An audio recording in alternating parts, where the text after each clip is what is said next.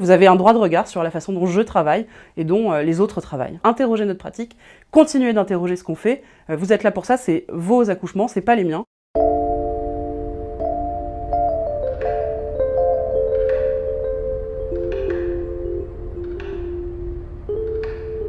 Ce hashtag « Je suis maltraitante », j'aurais jamais pu l'écrire il y a 2 ans. En fait, je faisais la promotion d'un podcast que j'ai écrit qui s'appelle Sage Meuf pour Europe 1.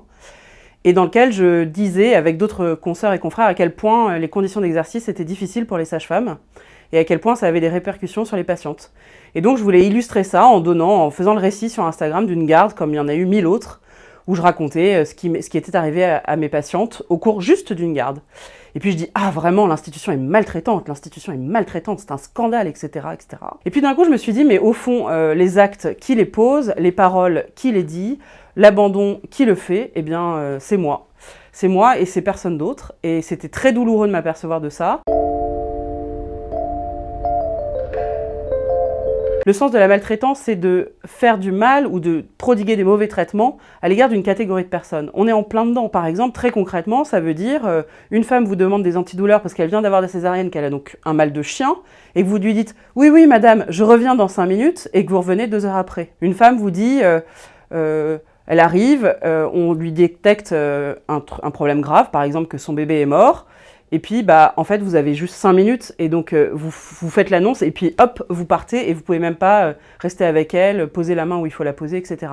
Ça c'est de la maltraitance aussi, et je pourrais en citer des cas comme ça, 20 000. Si vous voulez, quand on commence notre garde, on jette la pièce, et on voit d'où elle retombe. Si la garde est calme, alors oui, vous allez refaire du travail aux petits oignons des fois, et ça va être extraordinaire, mais quand vous tombez sur garde chargée, eh bien c'est la catastrophe. Prioriser les soins, c'est une chose. On l'a tous fait et c'est d'ailleurs notre boulot et c'est très bien. C'est-à-dire de mettre celui qui a besoin de le soin le plus urgent en premier. Seulement là où ça va plus, c'est quand les circonstances de la garde, donc les conditions de travail, font que eh bien, vous avez 3 urgences absolues à gérer en même temps. Et donc là, vous allez choisir qu'est-ce que vous trouvez de mieux, de plus important à prendre en charge. 3 exemples très simples. Vous avez une femme qui accouche sans péridurale, qui va bien. Vous avez une femme qui accouche et qui a été victime de violence et qui a vraiment besoin d'en discuter. Une 3e qui va avoir besoin d'une césarienne en urgence dans les 30 minutes. Évidemment, c'est la patiente qui va avoir la césarienne dans les 30 minutes qui va être choisie, entre guillemets, parce que vous avez absolument besoin d'aller sortir son bébé. Mais toutefois, les 2 autres qui avaient tout autant besoin de soins urgents sont laissés de côté. Il est absolument nécessaire d'augmenter les effectifs en maternité, mais je ne suis pas la seule à le demander, tout le monde le demande. C'est une demande absolument unanime, les gynécos, les pédiatres, les anesthésistes réanimateurs, tout le monde le demande, les usagers bien entendu. Une fois qu'on aura réaugmenté les effectifs, alors on pourra se poser la question de savoir comment il faut accompagner la naissance et comment on accompagne tout ça avec les usagers. Mais là, on n'a même pas le temps de le faire, si vous voulez, on est pris entre 1000 feux, on a juste le temps de faire à peu près mal notre travail. Pour moi, la naissance et ce monde-là, et la gynécologie obstétrique doit être repensée complètement. Il y a des choses qui sont super et qu'il faut garder, mais il y a des choses qu'il faut revoir. La demande des femmes de retrouver le caractère intime, privé et familial de la naissance doit être absolument entendue. Est-ce qu'on ne peut pas accoucher à domicile? J'en sais rien, il faut faire une étude. On ne peut pas dire oui ou non sans avoir essayé. On peut imaginer des structures hospitalières, même publiques, où la patiente vient avec sa sage-femme pour avoir une sage-femme du début de la grossesse jusqu'à la sortie de la maternité. Il y a plein de choses à imaginer et à inventer.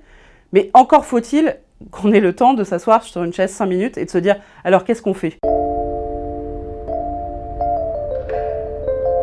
Sur la question des effectifs, malheureusement, non, rien n'a changé. C'était pour moi l'enjeu majeur. Bien sûr, on a obtenu une 6e année d'études médicales, c'est super pour les sages-femmes. Bien sûr, les sages-femmes ont obtenu quelques centaines d'euros. Mais ça ne va pas changer la face du monde, ni pour les sages-femmes et encore moins pour les patientes. Les violences gynécologiques et obstétricales sont évidemment un problème majeur et grave dont il faut se saisir.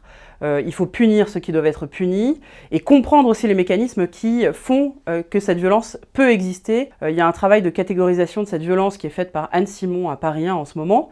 Et je salue vraiment ce travail pour essayer de démêler de ce qui est intentionnel, pas intentionnel, de ce qu'on peut éviter, de ce qui n'est pas évitable. de la sanction éventuellement qu'on peut prendre, etc. En tout cas, ce qui est sûr, c'est que c'est un problème gravissime et que moi, je suis ravie. Il y a beaucoup de professionnels qui disent « Ah, c'est scandaleux, qu'est-ce qu'elle nous embête encore avec ces histoires ?» Mais non, mais moi, je suis très contente. Interroger notre pratique, continuer d'interroger ce qu'on fait. Vous êtes là pour ça, c'est vos accouchements, c'est pas les miens. Vous avez un droit de regard sur la façon dont je travaille et dont les autres travaillent. Je suis désolée pour mon manque d'objectivité, mais c'est vraiment la plus belle profession du monde, en tout cas la plus humaine, et ça j'en suis persuadée. En fait, moi j'y crois qu'on n'est pas loin que cette profession soit réenchantée, ou enchantée tout court d'ailleurs. Moi je suis très optimiste, je suis sûre qu'on est à quelques mois, quelques années d'un changement majeur pour cette profession.